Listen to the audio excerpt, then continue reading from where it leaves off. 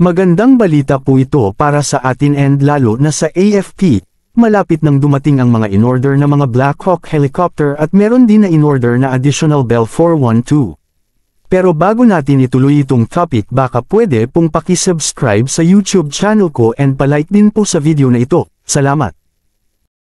Itong mga Black Hawk helicopter na in-order natin ay ipapadala na sa year 2025 ayon kay DND Secretary Gilberto Teodoro at idagdag ko na din na 15 na Black Hawk ang in-order natin.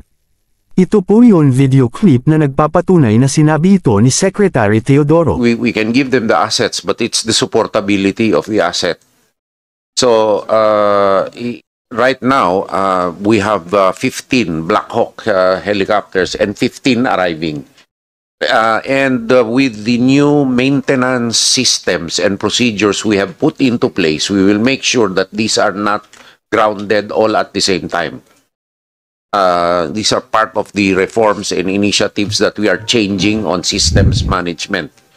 So next year, we will have 30 Black Hawk helicopters in operational. Well, at least let's say about 25 will be operational at any one time. So ang sabi ni Secretary Teodoro, sa ngayon meron tayong 15 Black Hawk helicopter, tapos next year ay madadagdagan pa ito ng 15 na naman ulit, eto na yun sinasabi ko kanina sa intro video. So magkakaroon tayo sa year 2025 ng total na 30 Black Hawk helicopter. Itong Black Hawk helicopter ay napakalaking tulong nito sa mga tropa natin. Ang purpose kasi ng mga ganitong helicopter ay for combat support operations like troop insertion at extrication, resupply, and air reconnaissance. Malaking tulong din ito para sa mga operations kontra NPA. At may isasali rin tayo sa information, hindi lang Black Hawk ang in-order ng ating gobyerno, kundi may additional na kasama itong mga Bell 412. May ipapakita ulit akong video clip na sinabi ito ni Secretary Teodoro.